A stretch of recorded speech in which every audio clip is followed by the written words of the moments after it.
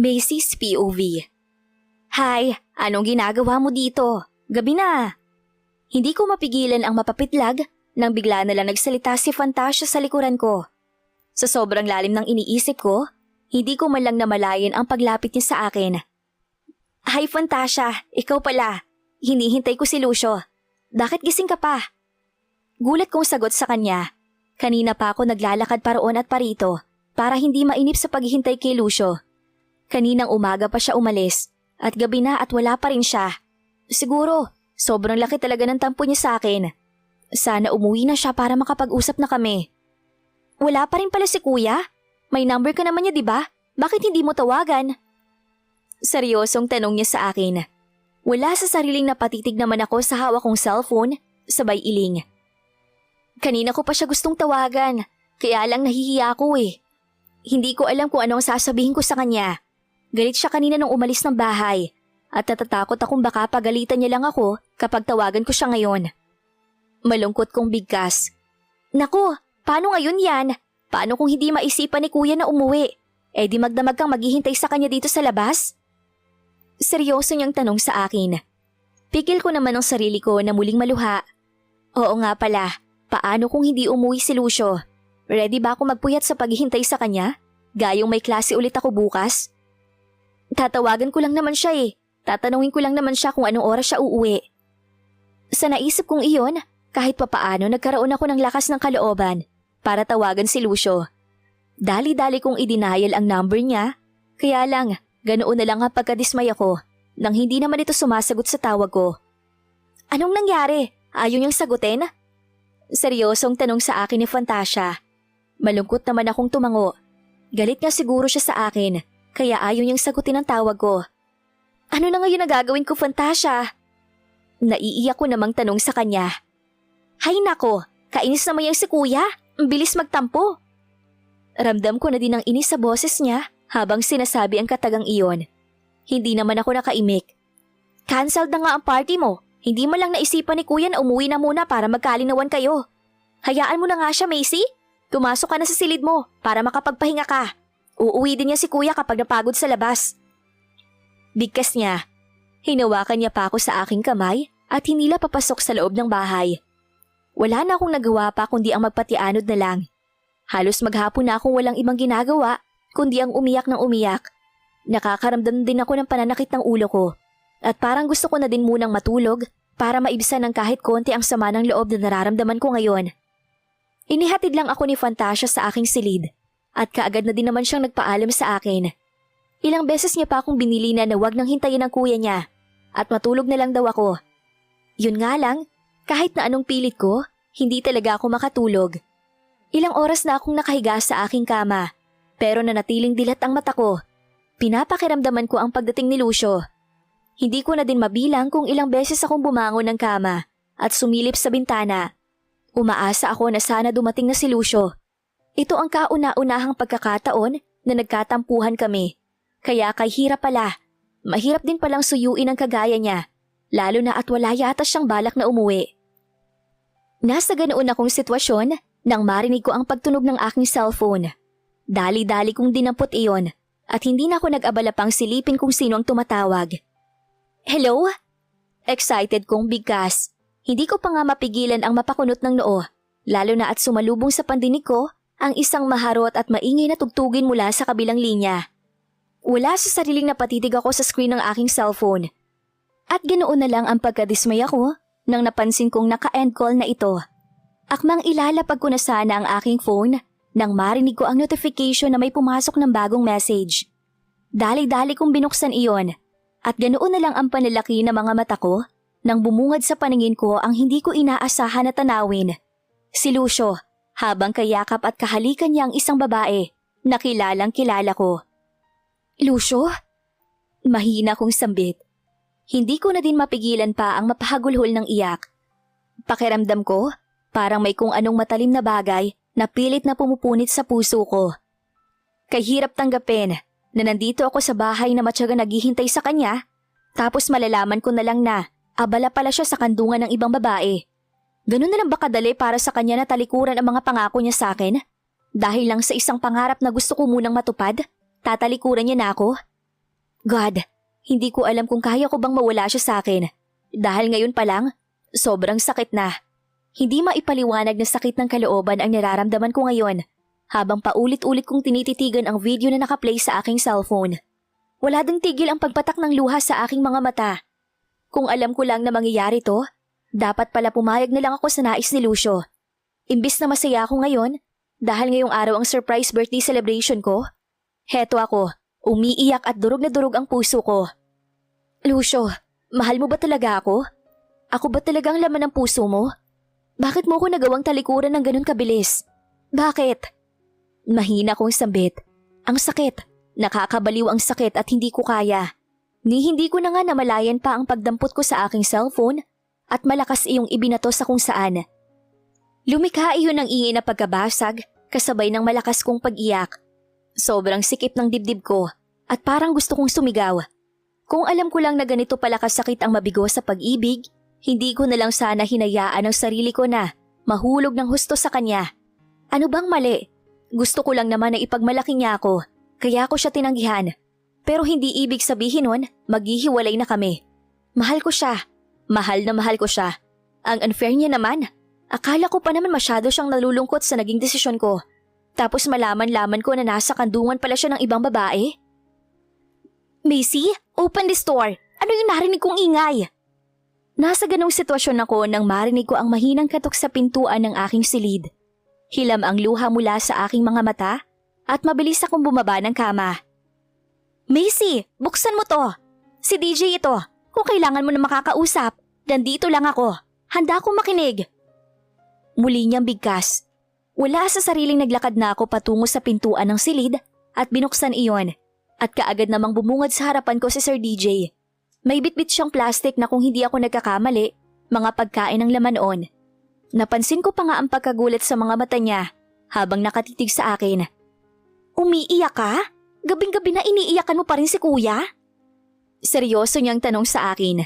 Niluwagan ko ang pagkakabukas ko sa pintuan ng aking silid at muling bumalik ng kama. Naupo habang patuloy sa pagpatak ang masaganang luha mula sa aking mga mata. Tuluyan na ding pumasok si Sir DJ pagkatapos niyang isara ang pintuan. Ayaw na sa akin ni Lucio. Ipinagpalit niya na kagad ako sa iba. Mahina kong sambit. Napansin kong natigilan nito pagkatapos niyang ipatong ang mga pagkain na dala niya sa mini table ko. Ano ba yan? Dapat nagsasaya tayo ngayon dahil 18th birthday mo. Kaya lang nakakainis si kuya. Ang selfish talaga niya. Hindi mo lang isinaalang-alang ang nararamdaman mo? Narinig kong sambit niya. Wala sa sariling kaagad akong pinunasan ng luha sa aking mga mata at seryoso siyang tinitigan. Sa palagay mo kasalanan ko ba talagang mga nangyari sa amin? Bawal na bang tumanggi, Sir DJ? Seryoso kong tanong sa kabila ng aking paghikbi. Of course not. Hindi bawal na sumalungat sa gusto ng ibang tao. Pero dapat ready ka sa magiging consequences. Seryoso niyang bigkas at naglakad sa gawi kung saan ko ibinato ang aking cellphone. Tinitigan niya ang cellphone na nasa lapag at dinampot iyon. May mga bagay na dapat mong tanggapin. Tandaan mo, Macy.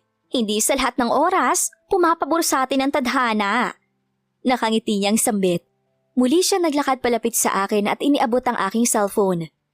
Tingnan mo, sira na ang phone mo. Bakit mo kasi ibinato? Dinig ko regalo ito sa'yo ni kuya. Siguro sobra ang galit mo sa kanya, kaya mo to nagawa. Muli niyang bigkas. Napatitig ako sa phone ko at hindi ko mapigilan ang makaramdam ng panghihinayang nang mapansin kong basag ng screen nun. Mukhang napuruhan yata at hindi na pwedeng gamitin. Let go! Bata ka pa. Gawin mong inspirasyon ang nangyari sa inyong dalawa ni kuya para lalong magpursigi sa buhay. Seryoso niyang bigkas. Wala sa sariling napatitig ako kay Sir DJ. Hindi ko din kasi talaga akalain na maririnig ko ang katagang ito sa mismong bibig niya. Ang akala ko kasi isa lang siyang happy-go-lucky na bading. Bading na hanggang ngayon, hindi niya pa rin kayang sabihin sa kanyang mga magulang. How? Masakit, sir. Hindi ko kayang makita siya na may iba na. Lumuluha kong sambit. Kayanin mo. Huwag ka magpadala sa lungkot na nararamdaman mo. Dapat nga maging immune ka na sa sakit. Dahil noon pa man, sinasaktan ka na, di ba? Bigkas niya. Muli akong napatitig sa kanya at hindi ko alam kung gaano ba siya kaseryoso sa sinasabi niya. May halong biro na kasi talaga ang tono ng boses niya. Sisiw na lang yan sa'yo, Macy. Huwag mong sayangan ang magandang opportunity na dumating sa buhay mo. Hindi pa katapusan ng mundo kung feeling mo tinalikuran ka man ni kuya. Muli niyang bigkas. Hindi naman ako nakaimik. Pilit kong tinitimbang sa puso ko ang katagang binitiwan niya. Oo, parang kay bilis lang sabihin na sisiw lang sa akin ang nangyayari ngayon. Pero masakit pa rin talaga. Nasanay na ako na nasa tabi ko palagi si Lucio at hindi ko alam kung kakayanin ko bang makita siya ngayong may iba na siya. Kumain ka muna para makapag-isip ka ng maayos. Pagkatapos mong kumain, pilitin mong makapagpahinga. Sayang naman ang ganda mo kung hahayaan mong ma-stress lang dahil lang kay kuya. Nakangiti niyang sambit bago niya ako tuluyang iniwan dito sa aking silid.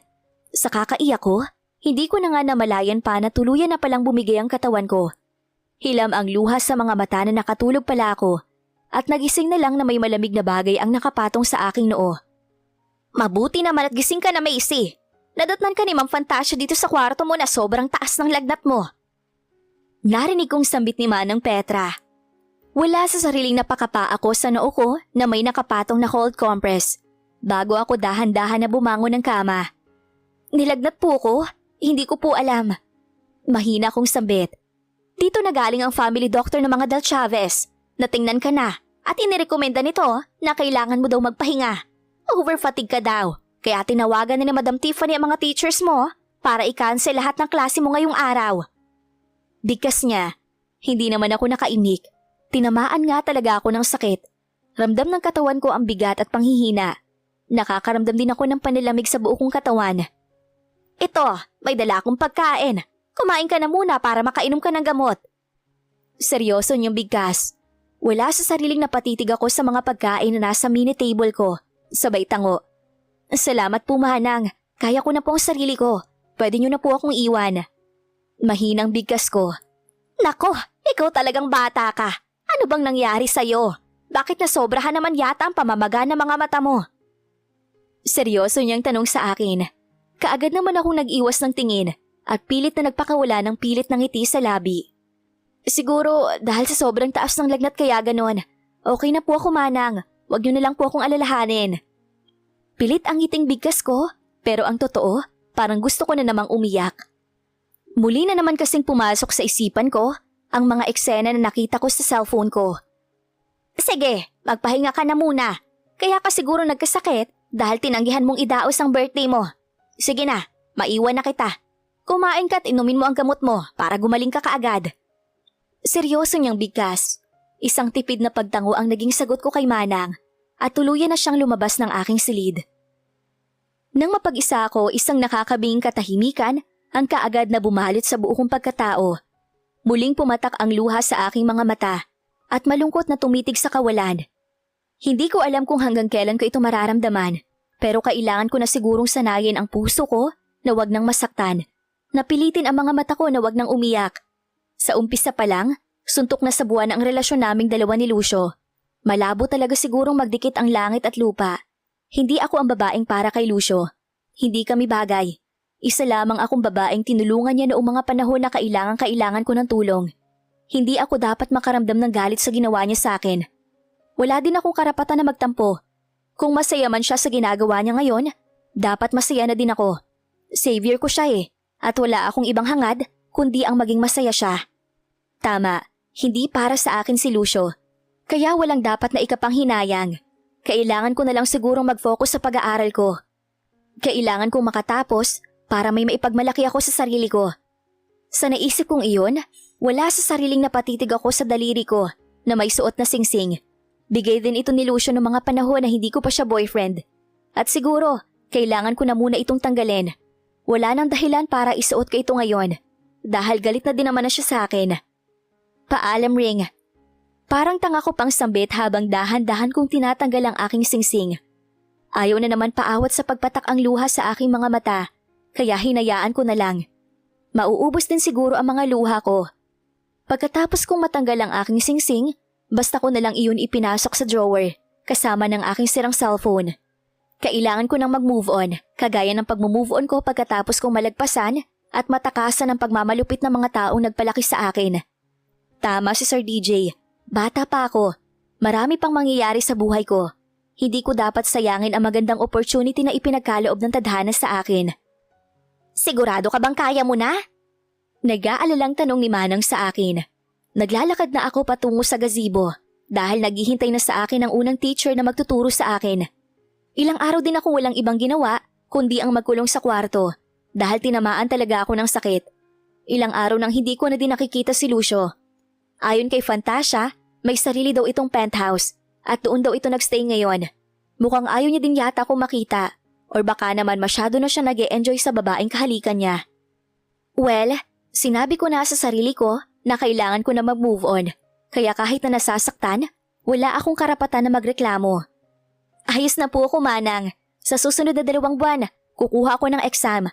At kailangan kong maipasa yon para makapasok na ako ng eskwelahan sa susunod na pasukan. Nakangiti kong sagot. Salamat sa Diyos at mukhang matutupad ng pangarap mo, Macy. Masaya ako para sa'yo. Pag-igihan mo ha? Proud ako sa'yo. Nakangiting sagot ni Manang Petra sa akin. Isang tipid na pagtango ang naging sagot ko sa kanya. At tuluyan na ako naglakad diretso sa gazebo. Sa paglipas ng mga araw, mga linggo, hanggang buwan, pilit kong itinuon ang pansin ko sa aking pag-aaral. Wala akong sinasayang na oras. Sa bawat minuto na nagdaan, wala akong ibang hawak kundi mga libro. Pilit kong isinisiksik sa isipan ko na kailangan kong magsipag para hindi sayang ang lahat ng tulong na ibinigay sa akin ng mga taong nakapaligid sa akin. Macy, tapos ng klase mo? Kasalukuyan kong nililigpit ang mga gamit ko nang bigla akong lapitan ni Fantasia. Oo malapit na ang exam ko kaya puspusan ang pagre-review ko. Nakangiti kong sagot sa kanya. Naku, huwag kang mag-worry tungkol sa exam na yan. Makakapasa ka at sinigurado naman nila mami na makakapasok ka ng university kung saan kami nag-aaral ni DJ. Tsaka pag-aari ng pamilya namin ng university kaya makakalusot ka talaga. Nakangiti niyang sagot sa akin. Talaga? Naku, hindi dapat ako pakampante dyan. Mas maganda pa rin na ready ako para sure. Nakangiti kong sagot sa kanya. Trust the process, Macy. Kayang-kaya nila mami na gawa ng paraan ng mga papers mo. Natatawa niyang sagot sa akin. Hindi ko naman mapigilan ang mapangiti. Nabanggit na din naman nila Ma'am Tiffany sa akin na makakapasok na daw ako ng university sa susunod na pasukan. Pero gusto ko pa rin ipakita sa kanila ang pagpupursige ko. Hindi porket sinigurado na nila sa akin na magagawa nila ng paraan, ay aasa na lang ako sa kanila. Gusto ko pa rin talagang ipakita sa lahat na kaya ko. Magsisipag ako para makamit ko ang lahat ng pangarap ko sa buhay. Nagkita na ba kayo ni Kuya? Nakangiti niyang muling tanong sa akin. Kunot noon naman akong napatitig sa kanya. Ha? Gulat kong bigkas. I mean, kagabi pa dumating si Kuya galing sa business trip niya. Nagkita na ba kayo? Muli niyang bigkas. Alanganin naman akong umiling. Wala akong ideya dahil huling nakita ko si Lucio ay noong mga panahon na sinabi ko sa kanya na hindi na muna ako pakakasal sa kanya. Pagkatapos nun, wala na. Iniiwasan ko na din kasi na makibalita sa kung anuman ang mga pinagkakaabalahan niya ngayon dahil ayaw ko nang masaktan. Hindi mo pala alam? Sa bagay, wala ka nga palang ginawa nitong mga nakaraang araw at buwan kundi ang magkulong ng room mo at magbasa ng mga makakapal na libro na yan. Nakangiti niyang muling bigkas. Oo kailangan kasi. Kapag sure na ako na makapasok talaga ako ng university, tsaka pa lang ako makakapag-relax. Nakangiti kong sagot sa kanya. Sa bagay, hay, hindi ka man lang ba niya tinatawagan para sana kumustahin? Tanong niya sa akin. Hindi tsaka hindi na mangyayari yon dahil galit siya sa akin. Tsaka nasira din ang phone ko kaya malabo na. Nakangiti kong sagot sa kanya. Aw, oo nga pala. Sira nga palang phone mo. Naku, huwag ka mag-alala. Kapag makalabas ako, ibibili kita ng bagong phone. Nakangiti niyang sagot sa akin. Naku, huwag na Fantasia. Nakakahiya. Anong nakakahiya? Tsaka hindi ako manghihingi ng pera kina mami para pambili ng phone mo. Kukunin ko yun sa allowance ko. Tsaka regalo ko na lang din yun sa'yo, Macy. Nakangiti niyang sagot sa akin. Kahit na, wag na lang. Parang ayaw ko din kasi munang gumamit ng phone sa mga panahon ngayon. Dahil ayaw ko din naman na ma-distract sa pag-aaral. Tsaka may PC naman sa kwarto ko kapag kailangan ko mag-research online. Nakangiti kong sagot sa kanya. Okay, basta hindi na magbabago ang isip ko. Ibibili kita ng phone dahil love kita, Macy. Parang kapatid ng turing ko sa'yo. Tsaka malapit ka nang papasok ng university. Dapat may sarili ka ng cellphone para mabilis kang tawagan. Nakangiti niyang sagot. Hindi na ako umimik pa dahil alam kong hindi ako mananalo dito kay Fantasia. Bahala na nga siya. Pagkatapos namin mag-usap, kaagad na din akong nagpaalam sa kanya. Aakyat muna ako ng kwarto para makapagpahinga. Medyo nakakaramdam na naman kasi ako ng pananakit ng aking ulo. Ipipikit ko lang ang mga mata ko para makapag-relax ng kahit konti. Bala ko pa rin kasi mag-self-study mamayang gabi. Kasalukuyan kong tinatahak ang daan paakyat ng hagdan nang sa hindi inaasahan, napansin ko naman ang naglalakad na pababa ng hagdan na si Lucio. Para akong biglang ipinako sa aking kinatatayuan nang makita ko siya. Ilang buwan nga ba kaming hindi nagkita? Mahigit 1 buwan. Yes, mahigit 1 buwan siyang hindi umuuwi dito sa bahay. At ngayong muli ko siyang nakita, parang gusto na naman kumawala ng mga luha mula sa aking mga mata. Sobrang namiss ko siya. Kaya lang, mukhang hindi niya naman yata ako namiss. Dahil nang tuluyan na kami magsalubong, ni hindi niya man lang ako tinapunan ng tingin. Lagpas-lagpasan lang ang kanyang tingin. At kahit sulyap, hindi niya man lang ginawa. Na para bang naka-invisible lang ako at hindi niya ako nakikita.